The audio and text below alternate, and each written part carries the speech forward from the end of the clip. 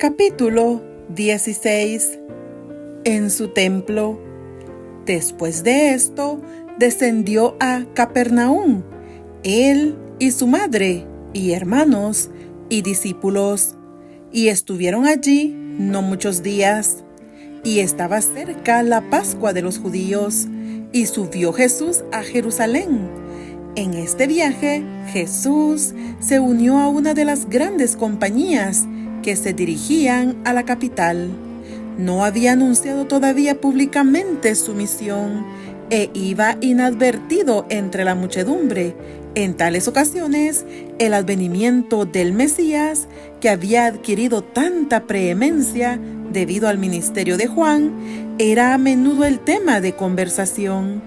La esperanza de grandeza nacional se mencionaba con fogoso entusiasmo. Jesús sabía que esta esperanza iba a quedar frustrada porque se fundaba en una interpretación equivocada de las Escrituras. Con profundo fervor explicaba las profecías y trataba de invitar al pueblo a estudiar más detenidamente la palabra de Dios. Los dirigentes judíos habían enseñado al pueblo que en Jerusalén se les indicaba cómo adorar a Dios. Allí, durante la semana de Pascua, se congregaban grandes muchedumbres que venían de todas partes de Palestina y aún de países lejanos. Los atrios del templo se llenaban de una multitud promiscua. Muchos no podían traer consigo los sacrificios que habían de ser ofrecidos en representación del gran sacrificio. Para comodidad de los tales, se compraban y vendían animales en el atrio exterior del templo. Allí se congregaban todas las clases del pueblo para comprar sus ofrendas. Allí se cambiaba el dinero extranjero por la moneda del santuario. Se requería que cada judío pagase anualmente medio siclo como el rescate de su persona. En el dinero así recolectado se usaba para el sostén del templo.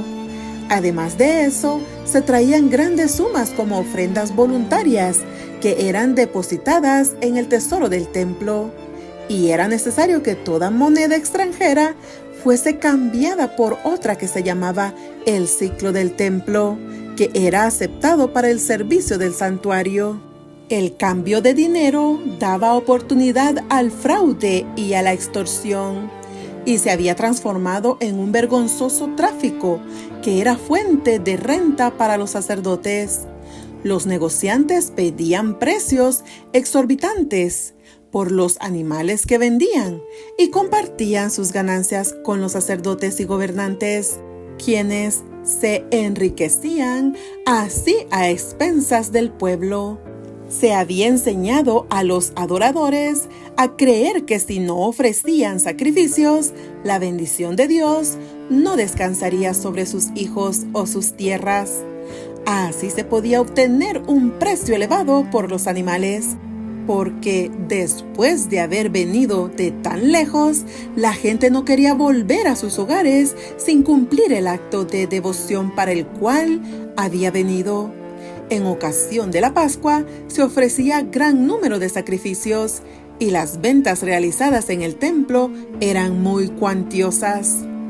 La confusión consiguiente daba la impresión de una ruidosa feria de ganado, más bien que del sagrado templo de Dios. Podían oírse voces agudas que regateaban, el mugido del ganado vacuno, los balidos de las ovejas, el arrullo de las palomas, mezclado con el ruido de las monedas y de disputas airadas. La confusión era tanta que perturbaba a los adoradores, y las palabras dirigidas al Altísimo quedaban ahogadas por el tumulto que invadía el templo. Los judíos eran excesivamente orgullosos de su piedad. Se regocijaban de su templo y consideraban como blasfemia cualquier palabra pronunciada contra él. Eran muy ruidosos en el cumplimiento de las ceremonias relacionadas con él, pero el amor al dinero había prevalecido sobre sus escrúpulos. apenas se daban cuenta de cuán lejos se habían apartado del propósito original del servicio instituido por Dios mismo. Cuando el Señor descendió sobre el monte Sinaí, ese lugar quedó consagrado por su presencia. Moisés recibió la orden de poner límites alrededor del monte y santificarlo, y se oyó la voz del Señor pronunciar esta amonestación: guardaos, no subáis al monte, ni toquéis a su término. Cualquiera que tocare el monte de seguro morirá. No le tocará mano, mas será apedreado o asaeteado. Sea animal o sea hombre, no vivirá. Así fue enseñada la lección de que donde quiera que Dios manifieste su presencia, ese lugar es santo. Las dependencias del templo de Dios debieran haberse considerado sagradas. Pero en la lucha para obtener ganancias, todo esto se perdió de vista. Los sacerdotes y gobernantes eran llamados a ser representantes de Dios ante la nación. Debieran haber corregido los abusos que se cometían en el atrio del templo. Debieran haber dado a la gente un ejemplo de integridad y compasión. En vez de buscar sus propias ganancias, debieran haber considerado la situación y las necesidades de los adoradores. Y debieran haber estado dispuestos a ayudar a aquellos que no podían comprar los sacrificios requeridos. Pero no obraban así. La avaricia había endurecido sus corazones. Acudían a esta fiesta los que sufrían, los que se hallaban en necesidad y angustia. Estaban allí los ciegos, los cojos, los sordos. Algunos eran traídos sobre camillas. Muchos de los que venían eran demasiado pobres para comprarse la más humilde ofrenda para Jehová, o aún para comprarse alimentos con que satisfacer el hambre. A todos ellos les causaban gran angustia las declaraciones de los sacerdotes. Estos se jactaban de su piedad, aseveraban ser los guardianes del pueblo, pero carecían en absoluto de simpatía y compasión. En vano los pobres, los enfermos, los moribundos pedían su favor. Sus sufrimientos no despertaban piedad en el corazón de los sacerdotes. Al entrar Jesús en el templo, su mirada abarcó toda la escena. Vio las transacciones injustas, vio la angustia de los pobres que pensaban que sin derramamiento de sangre no podían ser perdonados sus pecados. Vio el atrio exterior de su templo convertido en un lugar de tráfico profano. El sagrado recinto se había transformado en una vasta lonja. Cristo vio que algo debía hacerse. Habían sido impuestas numerosas ceremonias al pueblo, sin la debida instrucción acerca de su significado. Los adoradores ofrecían sus sacrificios sin comprender que prefiguraban al único sacrificio perfecto, y entre ellos, sin que se le reconociese ni honrase, estaba aquel al cual simbolizaba todo el ceremonial. Él había dado instrucciones acerca de las ofrendas, comprendía su valor simbólico y veía que ahora habían sido pervertidas y malinterpretadas. El culto espiritual estaba desapareciendo rápidamente. Ningún vínculo unía a los sacerdotes y gobernantes con su Dios. La obra de Cristo consistía en establecer un culto completamente diferente. Con mirada escrutadora, Cristo abarcó la escena que se extendía delante de él mientras estaba de pie sobre las gradas del atrio del templo. Con mirada profética, vio lo futuro, abarcando no solo años, sino siglos y edades. Vio cómo los sacerdotes y gobernantes privarían a los menesterosos de su derecho y prohibirían que el evangelio se predicase a los pobres. Vio cómo el amor de Dios sería ocultado de los pecadores y los hombres traficarían con su gracia. Y al contemplar la escena, la indignación, la autoridad y el poder se expresaron en su semblante. La atención de la gente fue atraída hacia él. Los ojos de los que se dedicaban a su tráfico profano se clavaron en su rostro. No podían retraer la mirada. Sentían que este hombre leía sus pensamientos más íntimos y descubría sus motivos ocultos. Algunos intentaron esconder la cara, como si en ella estuviesen escritas sus malas acciones para ser leídas por aquellos ojos escrutadores. La confusión se acalló, cesó el ruido del tráfico y de los negocios. El silencio se hizo penoso. Un sentimiento de pavor dominó a la asamblea. Fue como si hubiese comparecido ante el tribunal de Dios para responder de sus hechos. Mirando a Cristo, todos vieron la divinidad que fulguraba a través del manto de la humanidad.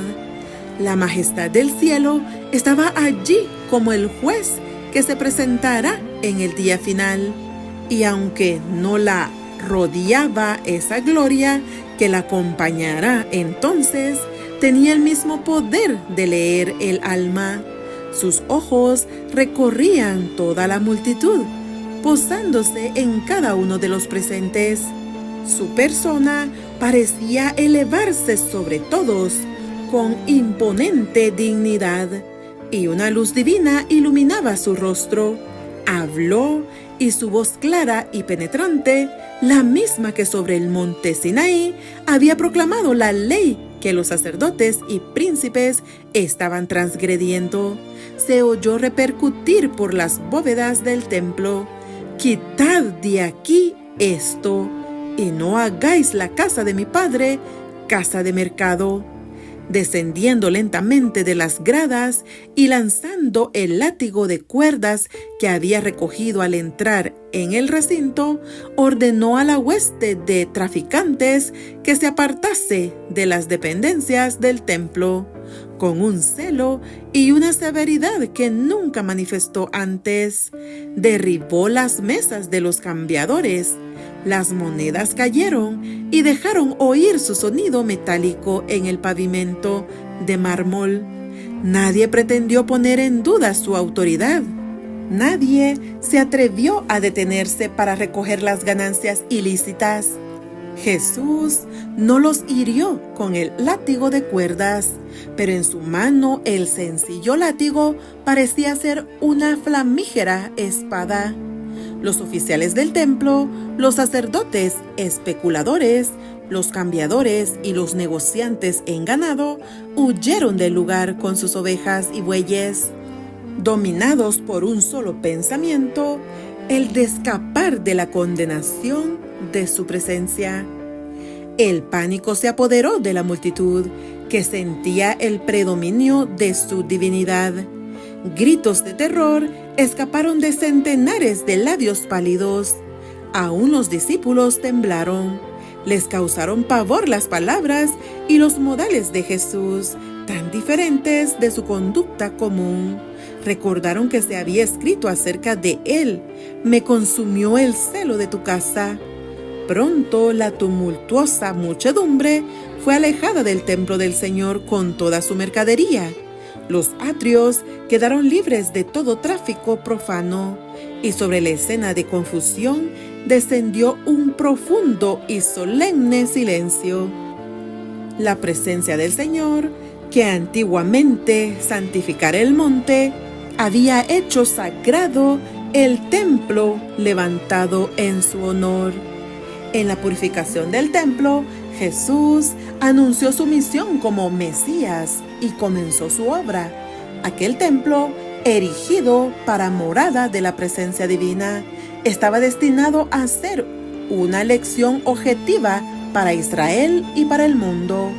Desde las edades eternas había sido el propósito de Dios que todo ser creado, desde el resplandeciente y santo serafín hasta el hombre, fuese un templo para que en él habitase el Creador. A causa del pecado, la humanidad había dejado de ser templo de Dios. Ensombrecido y contaminado por el pecado, el corazón del hombre no revelaba la gloria del ser divino, pero por la encarnación del Hijo de Dios se cumple el propósito del cielo. Dios mora en la humanidad y mediante la gracia salvadora, el corazón del hombre vuelve a ser su templo. Dios quería que el templo de Jerusalén fuese un testimonio continuo del alto destino ofrecido a cada alma.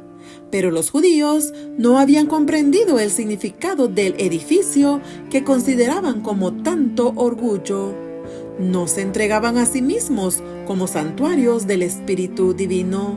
Los atrios del templo de Jerusalén, llenos del tumulto de un tráfico profano, representaban con demasiada exactitud el templo del corazón, contaminado por la presencia de las pasiones sensuales y de los pensamientos profanos. Al limpiar el templo de los compradores y vendedores mundanales, Jesús anunció su misión de limpiar el corazón de la contaminación, del pecado, de los deseos terrenales, de las concupiscencias egoístas, de los malos hábitos que corrompen el alma. Vendrá a su templo el Señor a quien vosotros buscáis, y el ángel del pacto a quien deseáis vosotros. He aquí viene, ha dicho Jehová de los ejércitos. ¿Y quién podrá sufrir el tiempo de su venida? ¿O quién podrá estar cuando Él se mostrará? Porque Él es como fuego purificador y como jabón de lavadores, y sentarse ha para afinar y limpiar la plata, porque limpiará los hijos de Leví, los afinará como a oro y como a plata. ¿No sabéis que sois templo de Dios y que el Espíritu de Dios mora en vosotros? Si alguno violare el templo de Dios, Dios destruirá al tal, porque el templo de Dios, el cual sois vosotros, santo es.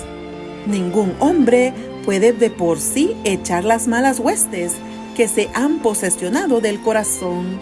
Solo Cristo puede purificar el templo del alma, pero no forzará la entrada.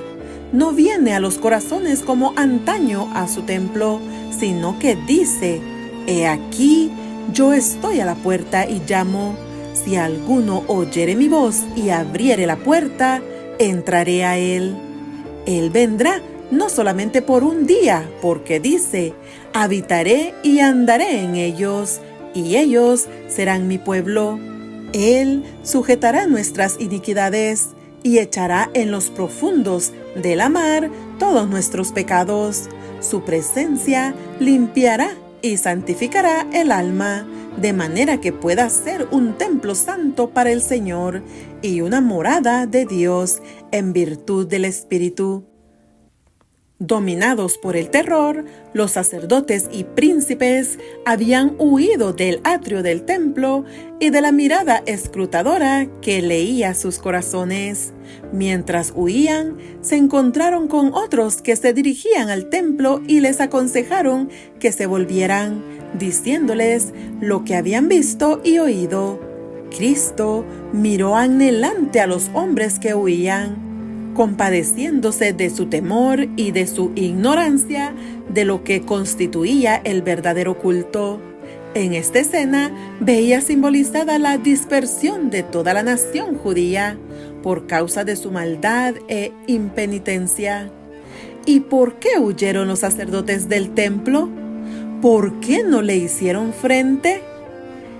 El que les ordenaba que se fuesen era hijo de un carpintero, un pobre Galileo, sin jerarquía ni poder terrenales. ¿Por qué no le resistieron?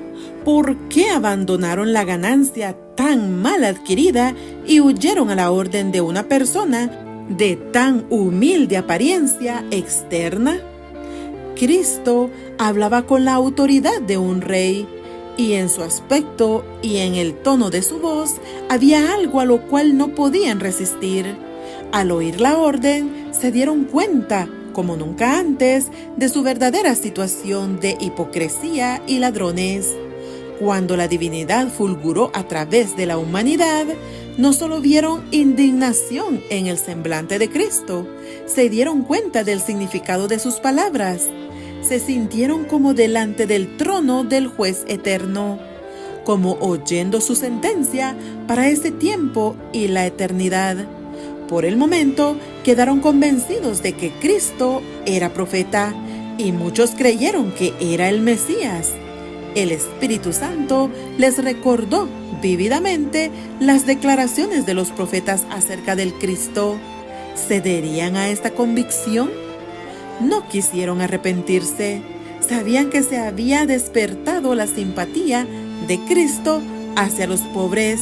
Sabían que ellos habían sido culpables de extorsión en su trato con la gente. Por cuanto Cristo discernía sus pensamientos, le odiaban. Su reprensión en público humillaba su orgullo y sentían celos de su creciente influencia con la gente. Resolvieron desafiarle acerca del poder por el cual los había echado y acerca de quién le había dado esta autoridad. Pensativos, pero con odio en el corazón, volvieron lentamente al templo. Pero, ¿qué cambio se había verificado durante su ausencia? Cuando ellos huyeron, los pobres quedaron atrás, y estos estaban ahora mirando a Jesús, cuyo rostro expresaba su amor y simpatía. Con lágrimas en los ojos, decían a los temblorosos que le rodeaban: «No temáis, yo os libraré, y vosotros me glorificaréis. Por esta causa he venido al mundo». La gente se agolpaba en la presencia de Cristo con súplicas urgentes y lastimeras, diciendo: «Maestro, bendíceme». Su oído atendía cada clamor, con una compasión que superaba a la de una madre. Se inclinaba sobre los pequeñuelos que sufrían. Todos recibían atención. Cada uno quedaba sano de cualquier enfermedad que tuviera. Los mudos abrían sus labios en alabanzas. Los ciegos contemplaban el rostro de su sanador. El corazón de los dolientes era alegrado, mientras los sacerdotes y oficiales del templo presenciaban esta obra. ¡Qué revelación! Fueron para ellos los sonidos que llegaban a sus oídos. Los concurrentes relataban la historia del dolor que habían sufrido, de sus esperanzas frustradas, de los días penosos y de las noches de insomnio, y de cómo, cuando parecía haberse apagado la última chispa de esperanza, Cristo los había sanado. «La carga era muy pesada», decía uno, «pero he encontrado un ayudador. Es el Cristo de Dios, y dedicaré mi vida a su servicio». Había padres que decían a sus hijos: «Él salvó vuestra vida, alzad vuestras voces y alabadle». Las voces de niños y jóvenes, de padres y madres, de amigos y espectadores se unían en agradecimiento y alabanza. La esperanza y la alegría llenaban sus corazones. La paz embargaba los ánimos. Estaban sanos de alma y cuerpo, y volvieron a sus casas proclamando por doquiera el amor sin par de Jesús. En ocasión de la crucifixión de Cristo, los que habían sido sanados no se unieron con la turba para clamar: «¡Crucifícale! ¡Crucifícale!». Sus simpatías acompañaban a Jesús porque habían sentido su gran simpatía y su poder admirable. Le conocían como su Salvador porque Él les había dado salud del cuerpo y del alma. Escuchaban la predicación de los apóstoles y la entrada de la palabra de Dios en su corazón les dio entendimiento. Llegaron a ser agentes de la misericordia de Dios e instrumentos de su salvación. Los que habían huido del atrio del templo volvieron poco a poco después de un tiempo. Habían dominado parcialmente el pánico que se había apoderado de ellos. pero sus rostros expresaban irresolución y timidez. Miraban con asombro las obras de Jesús y quedaron convencidos de que en él se cumplían las profecías concernientes al Mesías. El pecado de la profanación del templo incumbía en gran medida a los sacerdotes. Por arreglo suyo, el atrio había sido transformado en un mercado. La gente era comparativamente inocente. Había quedado impresionada por la autoridad divina de Jesús, pero consideraba suprema la influencia de los sacerdotes y gobernantes. Estos miraban la misión de Cristo como una invocación y ponían en duda su derecho a intervenir en lo que había sido permitido por las autoridades del templo. Se ofendieron porque el tráfico había sido interrumpido y ahogaron las convicciones del Espíritu Santo. Sobre todos los demás, los sacerdotes y gobernantes debieran haber visto en Jesús al ungido del Señor, porque en sus manos estaban los rollos sagrados que describían su misión, y sabían que la purificación del templo era una manifestación de un poder más que humano. Por mucho que odiasen a Jesús, no lograban librarse del pensamiento de que podía ser un profeta enviado por Dios para restaurar la santidad del templo. Con una deferencia nacida de este temor, fueron a preguntarle: ¿qué señal nos muestras de que haces esto? Jesús les había mostrado una señal al hacer penetrar la luz en su corazón y al ejecutar delante de ellos las obras que el Mesías debía efectuar. Les había dado evidencia convincente de su carácter. Cuando le pidieron una señal, les contestó con una parábola y demostró así que discernía su malicia y veía hasta dónde los conduciría. «Destruid este templo», dijo, «y en 3 días lo levantaré». El sentido de estas palabras era doble. Jesús aludía no solo a la destrucción del templo y del culto judaico, sino a su propia muerte, la destrucción del templo de su cuerpo. Los judíos ya estaban maquinando esto. Cuando los sacerdotes y gobernantes volvieron al templo, se proponían matar a Jesús y librarse del perturbador. Sin embargo, cuando desenmascaró ese designio suyo, no le comprendieron. Al interpretar sus palabras, las aplicaron solamente al templo de Jerusalén y con indignación exclamaron: «En 46 años fue este templo edificado, y tú en 3 días lo levantarás». Les parecía que Jesús había justificado su incredulidad y se confirmaron en su decisión de rechazarle. Cristo no quería que sus palabras fuesen entendidas por los judíos incrédulos, ni siquiera por sus discípulos en ese entonces. Sabía que serían torcidas por sus enemigos y que las volverían contra él. En ocasión de su juicio, iban a ser presentadas como acusación y en el Calvario les serían recordadas con escarnio. Pero el explicarlas ahora habría dado a sus discípulos un conocimiento de sus sufrimientos y les habría impuesto un pesar que no estaban capacitados para soportar. Una explicación habría revelado prematuramente a los judíos el resultado de su prejuicio e incredulidad. Ya habían entrado en una senda que iban a seguir constantemente hasta que le llevaran como un cordero al matadero. Estas palabras de Cristo fueron pronunciadas por causa de aquellos que iban a creer en él. Sabía que serían repetidas. Siendo pronunciadas en ocasión de la Pascua, llegarían a los oídos de millares de personas y serían llevadas a todas partes del mundo.